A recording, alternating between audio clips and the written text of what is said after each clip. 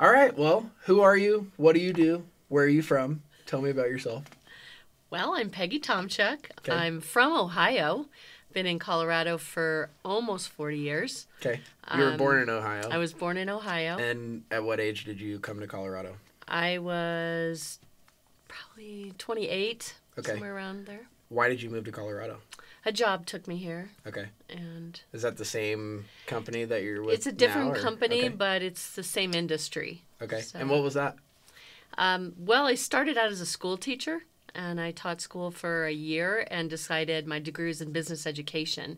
And I had no practical business experience, so I quit my job, moved to Chicago, got a job with a leasing company Okay. in Chicago, and now I am, 40 years later, I own my own small business in the leasing industry. Yeah. Calling on schools, higher education, some K-12s.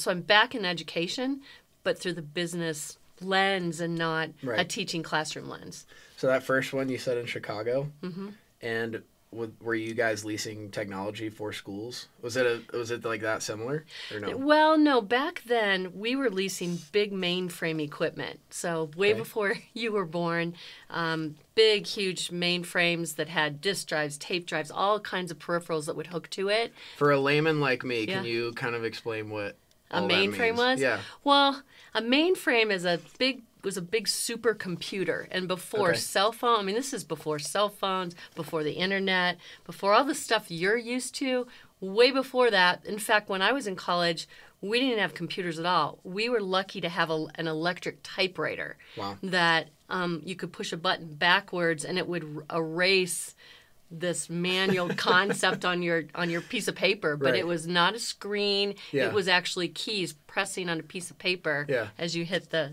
keystrokes. What's paper? No, I'm kidding. I know. Okay, so you're doing that in Chicago, and then what pulled you to? Was it the same company that like transferred you to Colorado, or was it just like completely different? No, some personal things in my life changed, and I took a small step to Michigan, lived there for a little while, and then my job brought me to Colorado. It was kind of through a variety of different reasons. But then when I ended up in Colorado, I loved it so much that I always thought I'd move back to Ohio because that's where my family is from. Yeah. But I just loved Colorado. I met some friends here, started playing softball. I snow ski, I cycle, and I mean, Wait, what kind of competitive softball, or what do you mean? no, I'll just tell you, it was a beer drinking softball league. There you go. And it I'm was in one of those too. It was right a blast. Co-ed, so it was really fun. now. Yeah. Were you playing with your husband? At the time, I Yeah. invited him. He was in the same office building as me, and we needed more players. So I said, "Hey, do you play softball?" Yeah. And he said, "Sure." So he joined our team, and I played first, and he played either short or third. And the first time he lobbed the ball to me at first base, I said, "What the heck are you thinking? Throw that daggone ball!" And so I can catch it. All right. and so he did, and that was kind of the beginning of everything. Yeah. So yeah, and we've That's been fun. married 30. Oh, he knows for sure, but 32 years. 30, Wow. 32, 33, give or take. Well, congratulations. Thank you. Yeah. What's the secret? The secret, I think really the secret is having a great relationship as a couple, but also keeping your identity to be comfortable in your own skin when your mate isn't around. Because we both have interests that are different from each other, but we also have interests that we share that we do together. And Yeah. I think that's really, really healthy because when he goes and he's a big hunter and he's off hunting, I'm on my bike. Yeah. And I'm not sitting here going, "Oh, where is he?" And I think that's really helped us in our Right. relationship over the years. When you say, "Oh, where is he?" Like, are you saying that you're not concerned that he's off doing some, bad stuff or what? No, I just, There's a trust there, is what it there's sounds a like. trust. I Yeah. think the hardest part of that part of our relationship was when we had our kids and I was home working full time and had little babies, and he would take off in the fall and be gone for 10 days hunting, and I got a couple babies and I'm Yeah. working full time. I was ready to kill him. Yeah. So that But part then was he hard. would bring home fresh elk meat, and, Yeah. you forgive it. Yeah, yeah, he'd suck up a little bit. Wait, so I have to ask. So I've seen the trophy room at your house, Yeah. which for people who don't know, a trophy The trophy room that we're describing is a room basically of mounted animals and taxidermied animals. So, and I know he has a giraffe. Okay. So, do you know? Are you able to like tell the story behind that, or because Dan's not here, I'd love to ask him. Yeah. The funny story about the giraffe. So, my husband is a big hunter, and what I will say is he's a very responsible hunter. I mean, he's a very good shot. He tracks his animals. He would never leave an animal to suffer. The meat is all used in Africa. The meat is used by the locals. You cannot bring it back, but you can bring back the hides to have them taxidermied here. And so the place that he went in Africa, they had an overabundance of giraffe, and they needed to thin them out, and that's how he ended up lucking into being able to get a giraffe because not all areas have an abundance. And do you know if the giraffes were causing crop damage, or what was the reasoning why they needed? But it's the locals that are actually asking for this issue to be taken care of, right? And then they eat the meat, and so all that is there. So I don't know. Dan would know more of the details on it. But the funny story about the giraffe is when he had it taxidermied and he brought it up here to Loveland, it was so large that he had to have it on a trailer in the back of his truck, and he had it covered with a tarp, but the head of the giraffe stuck out the back of the tarp. And he came up to one of the stoplights on 34, and some lady rolls her window down and says, "Roll your window down." And she looks at him. She goes, "Is he okay?" And Dan's going, "Huh? Is he okay?" And Dan goes, "Lady, it's taxidermy. He's dead." And the lady was not happy. She rolls up her window and she sped off. And, in other words, no, it's not okay. No, it's dead. He's okay now, but he wasn't. He's in heaven. He's having a good time. That's right. So that's the giraffe story. Yeah. Okay, and then so you started with the company that you're at now. How long ago would you say? Well, I was with a company that I had a partnership with in California for about 8 years, and in 2012, we decided to separate our businesses, and I took my business and started my standalone company. So Aspen Capital now has been on its own, producing audited financial statements. Just to clarify, myself. the previous, before you guys split the company, I guess. I don't know the story there, so I'm learning this for the first time. But were you guys like 50-50 owners? Was there a partnership situation going on, or how did that Somewhat work? Similar. It was, they did all the back office billing, collecting, all the funding of all my leases. They were sort of like the home office, and I was a Denver sales arm. So all the business I generated, setting up leases for technology all over the country, but a lot in Colorado and in Minnesota, we owned jointly 50% of that business I wrote. So, but technically we were just our separate standalone sales arm of that company in California, and then we split the profitability of that business that I wrote. When I separated from them, then everything that we wrote became 100% mine. I was no longer writing for them. And with leasing, we had all kinds of contracts that were still needing to wind down, where we would sell our off-lease equipment. And I managed all of that wind down and split the proceeds between us, so that because it was legitimately mutually owned until all the equipment was finally sold and returned from the leases that I had generated for our mutual benefit. And what was really nice is they trusted me to do that ethically, and also to give them their share and keep my share, and it was really well. And that model helped me then kickstart my own business, because I had the funding without having to go into a whole lot of debt to build up and revamp my own company. So did you physically buy the actual equipment then for your own business, or does some other company own it and you're just kind of the middle person, or how does that work? Well, the way it works is kind of an interesting business.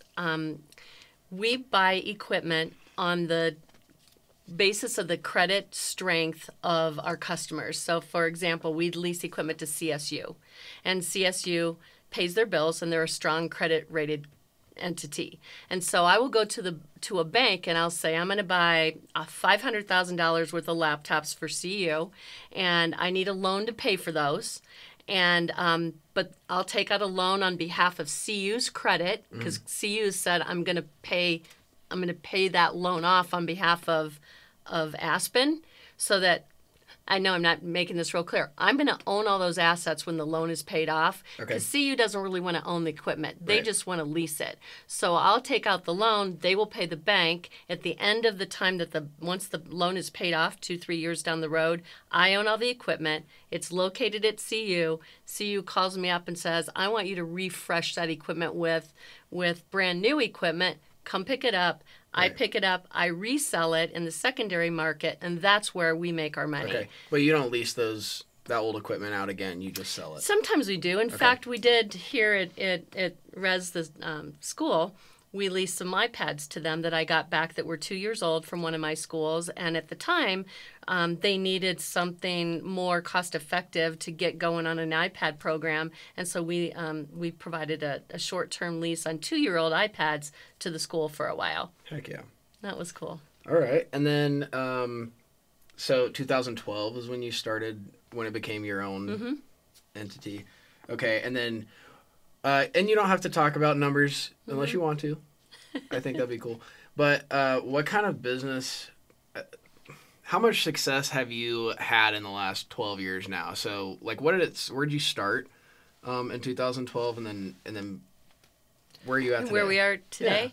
Yeah. And how many employees do you have? Like, just go into all that stuff. Well, we're small in terms of numbers, but I've always embraced technology so that we're very automated. We do a lot of business with a very small team. A lot is all relative. Yeah. So this year we'll do probably close to $20 million of new equipment purchases that we will put on leases for a variety of customers. But that's not revenue. That's just the actual, that's how much equipment you're buying. Right. Our revenue on the low side when we started out, probably a few million to in the neighborhood of 12 million to maybe 14 million this year in revenue. So we've definitely grown in a healthy way.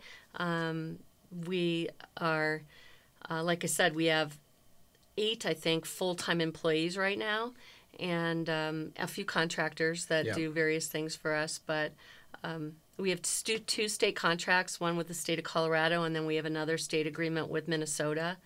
And we've got some neat relationships with HP and some of the big suppliers. Does that mean that they exclusively lease through you for that kind of technology?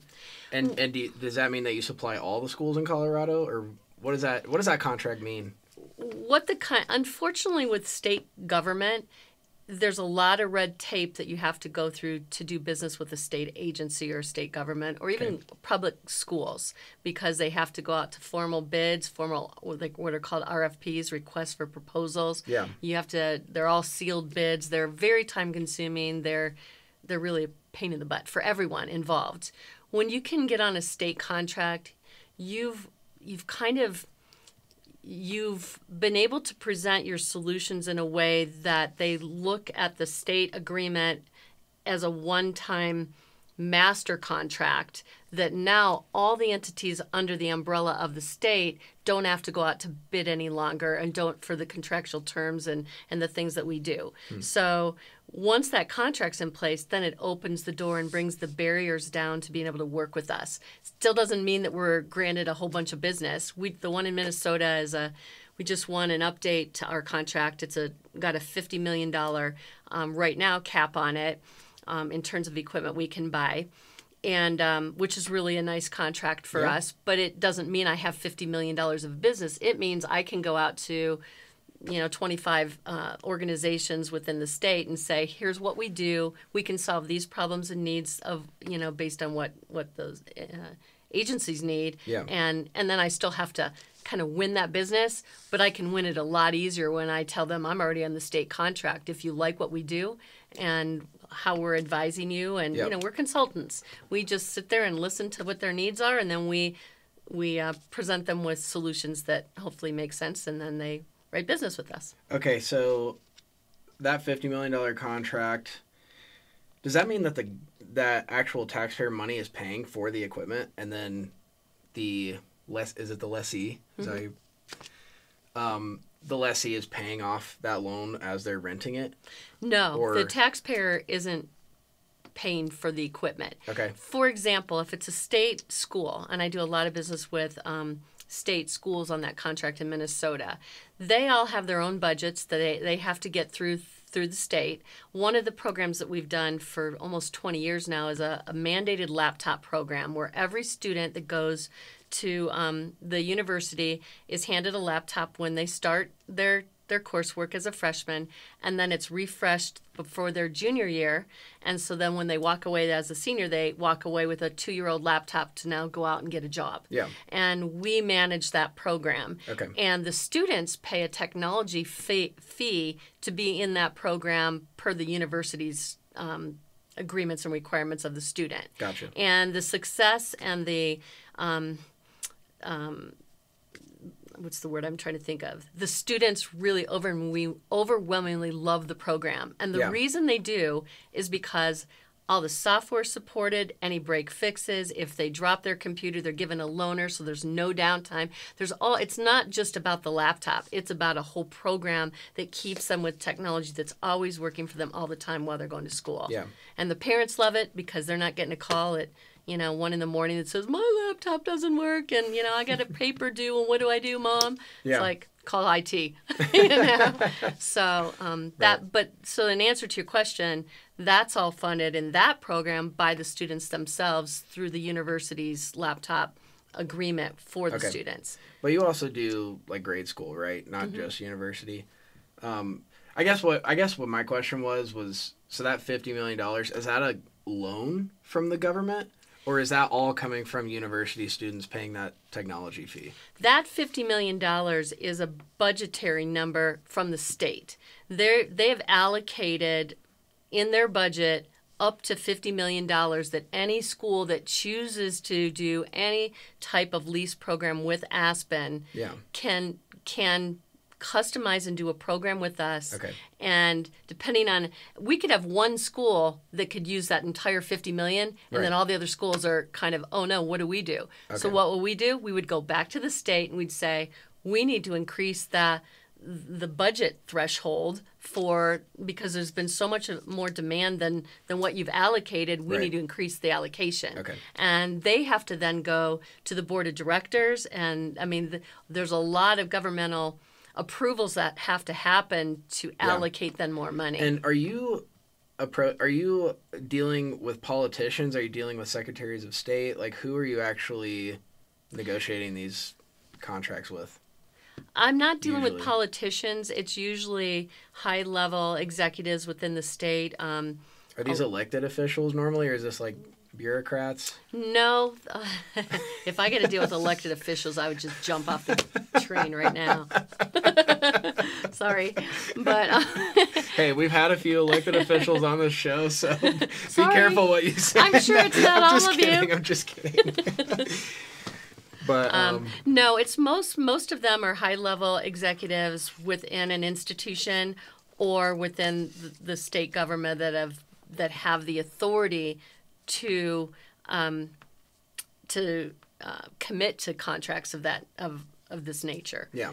And so okay. But and that occupies most of your time. How much of it is hands off where you're able to kind of delegate responsibility? Do you have managers that take care of a lot of that and you just are kind of the final decision maker? How many like active hours a week are you like putting into it? Would you say? Too many. Yeah. I'm trying to retire. So are you able to do things from your phone? Do you have a lot of freedom in that way, or do you have to be anchored to, No, we were one of the first, as a small company, we were one of the first to initiate electronic documents through DocuSign, so I could do documentation in terms of signing them through secure DocuSign on my phone. Yeah. I have delegated signing documents for our customers and lenders and different people we work with to a couple people within the company, so I don't always have to be the one to sign. Right. So we have some redundancies also when it comes to wiring funds for various things when we buy equipment and all kinds of things. There's always two two people authentication so that not one person is in charge of the purse. Right. Somebody has to know what the money's going for, and it has to be, double authenticated. And I'm one of the authenticators, but I have two others, so I don't have to be there to authenticate. Yeah. But if somebody's on vacation, then the boss gets to make sure that I'm available to authenticate. Right. But I have delegated almost everything that we do to others to do also, so that I can go away or go skiing or be someplace without the company shutting down. Well, it's probably very wise, and maybe it's just common sense, but it's wise to have two signatures required, because I know too many business people who've gone into business with somebody. They make one bad mistake. They have just a lapse of judgment, and it can crumble the whole thing, or at least cause significant issues. And it's like, so anyway, yes, two-factor authentication. That's it's good. It's good for sure. But okay, so that's work. That's enough of work. You don't want to talk about work. Golly, no one wants to talk about work. But so what do you like to do for fun, just outside of when you're not?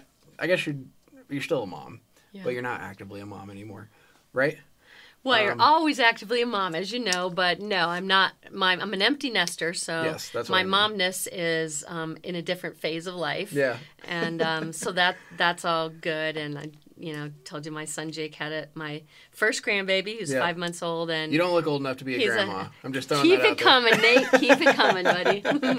But it's great. I love it. I get to see him. When we built our house, we wouldn't live where we live today had we not just God laid out the map. I'm from Ohio, from water. I needed to be on water. Well, water in Colorado is like, forget it. There's hardly any. When I found this property on Horseshoe Lake, when we lived in Denver, and the buyers that were going to buy it fell through, the realtor called me up and said, you said you wanted to be the plan B. Well, the lot became available again. Do you want it? I said, yeah, I'm already pre-qualified. Yeah. So we bought Was the house lot. on it yet? No house. It was really? an empty, not a tree on it, just a vacant lot.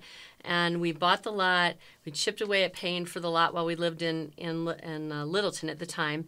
And eventually Dan was our general contractor and built the house on the lot. And we built it ourselves, and we had help, some subs and that kind of thing. And then over the years, we just keep adding garages because we keep buying crap to it. But wait, so Dan actually built the house? He did some of the work. He contracted some of it. Yeah. But he was a chunk of the general on it. That's so cool. So you guys got to design it and kind of lay it out how you want to. Yeah. And some of it I like. Some of it I'm going, what were we thinking? Yeah. But we built a place to suck all our young friends and kids too. Yeah. Because now everyone wants to come over. We had 60 people at our house for the 4th of July this year. Heck yeah. Sitting in the backyard Y'all's watching house is the best 4th of July house. It is so nice. It's freaking awesome. It was so fun. It was so fun. So yeah, we wanted you guys all to come over, bring the kids. We were wake surfing. Yeah. My little grandson at 5 months, the first thing I bought him. First thing. Did I buy him a onesie? No. I bought him a vest to go on the tube and the wake surfer and all the stuff. Like a floaty, like an inflatable. It's a little infant vest. Yeah. So next year But it's like a life jacket though. Yeah, it's a life jacket. And it's like if he actually falls in, it will save his life, right? But that was his first gift from Grandma. I love that. And he's already been in the boat and on a not pulled on a tube, but he's been on a tube in the water with my son. And so the poor kid's going to have to love the water. Can you ski? Can you water ski? Oh, yeah. Yeah. I'm learning to wake surf. Okay. So I've dislocated a couple fingers, but I was surfing this last weekend. I'm getting better. You dislocated fingers wake surfing? Well, what happens is your line, when you get up, the line goes slack as you're kind of already surfing. And before you throw the line in, it's really slack. And I had it wrapped. What happened was it wrapped around my finger, unbeknownst to me. And when I went to throw it in, my finger was caught. And it jerked it and dislocated my little finger. And, of course, Jake said, Mom, I can fix that from football. The coach just pulls it. I go, get away from me. I go, you're not. So it's still kind of I prefer professional help. Yeah. So, but yeah, we do a lot of water sports. And I still snow ski. I love to cycle. Yeah. So. First of all, what's the closest ski resort to this area? It's not Winter Park, is it? Well, it takes me exactly 2 hours door to door to get to Copper Mountain. That's where I ski most of the time. Is that? And it's great. Yeah. Okay. What's like the premier, like, just the richest people go there? This is the best spot. Like, what's really? I've only skied like twice in my life, so I really don't know much about it. But well, I mean it just depends on what you're looking for. Vail is obviously one of the wealthy areas, and it's a beautiful village and all that. And I do like the mountain. It's a great mountain to ski on. Aspen, of course, is further away, and that's where a lot of wealthy people go. But I mean, skiing's expensive. It's kind of stinks. They're doing a good job of sucking in families with young kids where the kids can go for free, and they'll have really good deals on it because they want to get you hooked in because they know eventually you're gonna spend a bunch of money, right? Yeah. So, but I love Copper. I haven't skied Keystone in a while, but Keystone's great. Yeah. I know it's not Colorado, but have you been to Jackson, Wyoming? I have not skied there. Okay. Yeah. But you've been there. Yes. You've been to the town. Yes. Long time ago, though. It's been a while. For whatever reason, I lived there for a couple of years, 21 and 22, I think. And for whatever reason, Jackson, Wyoming just attracts so many wealthy and famous people. And it's a town of maybe 10,000 people. Yep. But it's the southern gateway to Yellowstone, which I think is probably a big part of it, but the real estate is just so ridiculously expensive. It's almost all public land. Maybe that has something to do with it too. Yeah. But there's so little private land that it's just all insanely expensive. Yeah. Like a quarter-acre empty lots going for $1 million. Yeah. And you're just like, wow. I know. But, everything's gotten out of control that way. Anyway, that's a ski town that... For whatever reason, people love Jackson. But I haven't skied it. Yeah. But if you go one day, you're gonna have to tell me what you think. 'Cause apparently, it's all the rage. I gotta see if it's on the Epic Pass. I might be getting the Epic Pass this year to go to different resorts. It's certainly if you ski, you want to get the season pass because the daily rates now, even at Copper, the daily rates were like $200 a day. So if you ski like 2 or 3 times, it pays for itself. It totally pays for itself, and especially over Christmas. And I ski a lot over the holidays because that's actually when my kids could usually ski because they had the time off. But So like as far as just what you like to do for fun, sounds like skiing and like water, just being on the water is fun. Do you watch like just to relax? I assume you watch like TV shows or movies or something. Like what are you into? What's a good TV show that you could recommend to me? Well, we watch a lot of sports, and that's another thing that Dan and I have in common. I truly enjoy it, especially baseball. Okay. We're big baseball fans. So Rockies. We watch a lot of the Rockies. I'm from Ohio, so I'll always call them the tribe of the Indians. I'm sorry, I can never call them the Guardians. So go figure.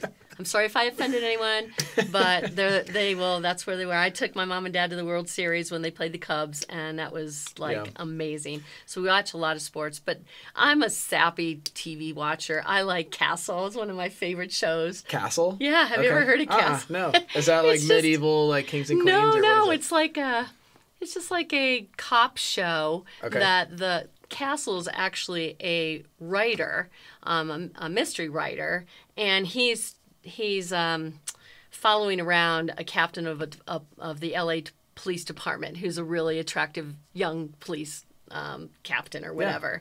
And there's the relationship kind of between them, and it's just kind of funny but it's always on the supposed to be a comedy or is it's drama a little funny, but it's mostly whodunit kind of thing. Yeah. Somebody's always hanging from a rafter, and they got to figure out why. Those is it like each episode is like a new thing they're trying to find out and new crime? It doesn't. Okay. There's their relationship kind of spans all the, you watch the relationships sort of evolve over time, but they're all separate individual episodes. Okay, I'll have to check it out. Yeah, Castle. Is it on Netflix or what? It's actually on, I think it might be on Ion Television or something. It's on reruns. It's no longer, live production stuff. So you said, you briefly mentioned about the Cleveland Indians changing their name to the Guardians. What a dumb move. I feel like you can only lose you can only lose support by making a move like that. And secondly, I'm sure there's someone out there, but I have not heard a single Native American person come out and like just be angry and super offended because they were called the Indians. Like, I don't know. I feel like that would be the group that would matter, not some white liberal college professor or something. But it just cracks me up. But also the Guardians, that's like the most limp-wristed name they could have picked. Just like it's like the horriblest thing. The Guardians? And it's political pressure to do this crap. Yeah. And they did it. I mean, there's teams that haven't. The Atlanta Braves are still the Atlanta Braves, right? Of course, Washington went to the Commanders. Yeah. I mean, it's just like, grow some. Yeah. Hopefully you're going to edit this. No, this is the best part. This is the freaking ribeye steak right here. But, no, that whole controversy just cracks me up. Yeah. I'm like, who is really, like, sitting in their living room just, like, unable to relax because there's a team called the Atlanta Braves, you know? Like, who's really just, like, seriously deeply wounded by that? Yeah. I can't imagine. I would be honored, you know? Right. If they want to call it the Peggies, I'd be like, oh, my God. Well, I saw the Indians. I don't know if you saw this meme, but, like, they changed the logo. From Chief Wahoo? Well, what I was going to say, they changed the logo for the Indians for this meme to change the name to Caucasians. Oh. And they, rather than like a red-skinned person, they have like a obviously white person on the logo. And that just cracks me up because that, to me, the naming of a team should be more of an honor than like disrespect. You know, your name, it's that name because that's like it's a sign of respect and honor. Yes. Anyway, that whole thing. No, wow. I agree. I think it's exactly a respectful thing. Yeah. So do politics influence your business at all? Like, does the national health of the economy really affect anything for you, or is your business pretty much independent from how the stock market's doing? Oh no. I mean, I think politics definitely is going to have an impact. It's having an impact in so many ways. But yeah, the regulations, the taxes, the things that the overreaching the government wants to do definitely impacts, especially a small business. I'm in the process right now of hiring an IT director of IT, and the insurance as a small business, health insurance that I can provide to him. To add him to our policy, and I was paying 75% of an employee's premiums. Their family, if they wanted to add on, they were responsible for their family. Well, for him to add his family, and actually Jake works for me, for Jake to add his family, it was going to cost him something like $1,400 a month, close to $20,000 a year. He would have had to quit working for me because I couldn't afford, or he couldn't afford the health insurance component of what he needs for his family. And you're saying that would have only been 25% of the premium, or is that the full premium? No, I kind of jumped across two topics. One topic is how much I pay. What I've discovered is I've got to pay. I need to retain an employee and to get good employees, especially this IT director I'm hiring. Okay. I need to pay at least 75% of their entire family plan. Wow. Because if I don't, they will not join my company because they can't afford to. Okay. The health insurance alone would cause them to go work for King Soopers or, some other. This might not be your area of expertise, but do you know of any policy prescription that might alleviate just the insane cost of health insurance? Like, is there some type of law that could be signed, goes into effect, and that would dramatically lower health insurance premiums, or is that just not something that I'm a capitalist. I believe in the free market. I believe in competition. Yeah. I believe as more you involve the government, which is what's happened in the last how many years, the more we've seen these prices go through the roof. Yeah. These single pay programs are killing us. Right. And they're going to continue. Absolutely. Yeah. So you got to let the competition, you got to let me go to the doctors that serve me the best, that are quality, and then the prices will come down, the quality of service will go up, or they will go out of business. But when the government is in charge, think of everything the government is in charge of. Yeah. Everything. It's all gone to the crap. Get them out. I love to compete with anybody that's associated with that because I can usually beat them hands down because we're flexible. Yeah. We have better products for lower prices. Yeah. So you asked. Yeah. I'm sorry, but maybe people can tell where I sit. Well, no, I think, the competition thing is so important. I think people who are anti-capitalist, I guess you might say, have this idea of capitalism that, you have just these very few that rise to the top and then they just dominate and control everything. That's actually, it's the opposite of capitalism, or it's the opposite of free market, because that's what we would call a monopoly. If one person just dominates an entire industry, that's a monopoly. Mm-hmm. That's the opposite of capitalism and competition. Competition would say, let all these companies don't let the government subsidize and give special favors just to one party over another. Mm-hmm. Once that starts happening, well, now it's not competition anymore. The government has picked a side. They've backed who they want to back, and now they have all these advantages and benefits, and it's hard to compete with them. And that's how things get expensive. Yeah. So anyway, yeah, the competition piece is so important, especially when it comes to healthcare. Mm-hmm. First of all, just being able to see like itemized receipts from hospitals, allowing insurance companies to compete against each other.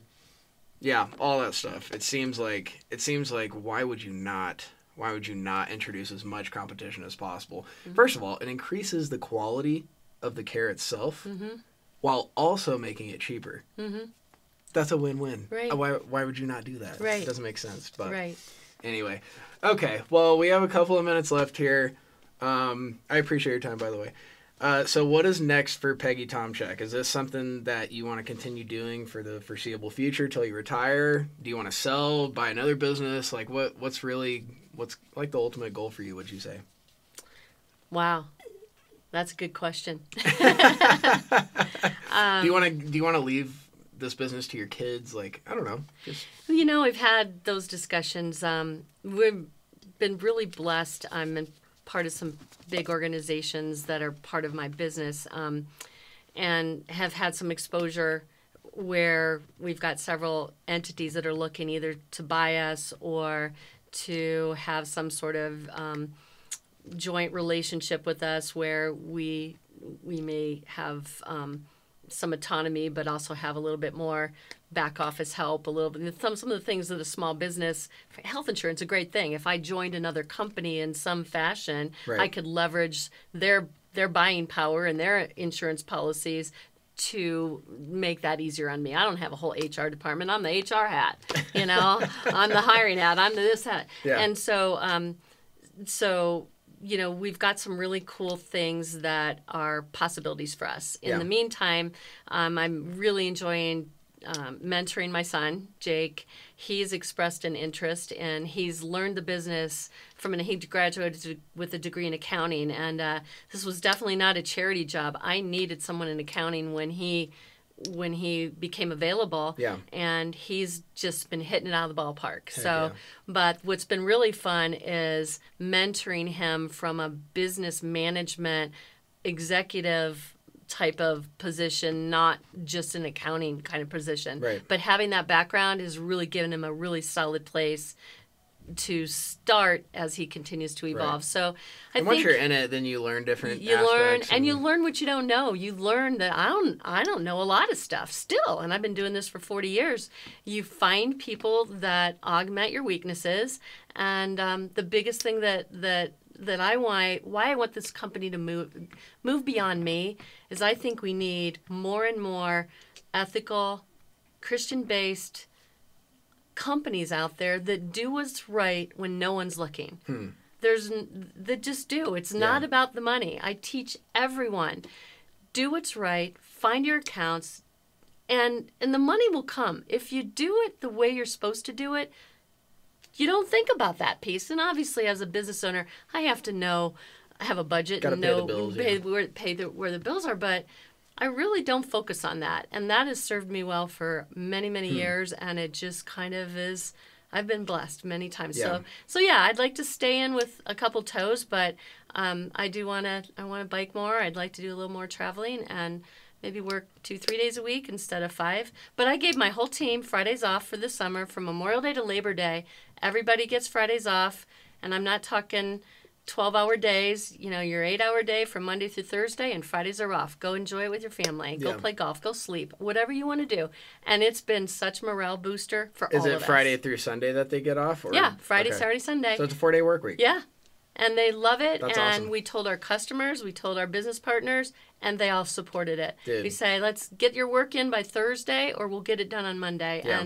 And it's been, nobody has complained. A couple Fridays we've had to do something urgently that maybe takes somebody an hour, and then they're back to life. Yeah.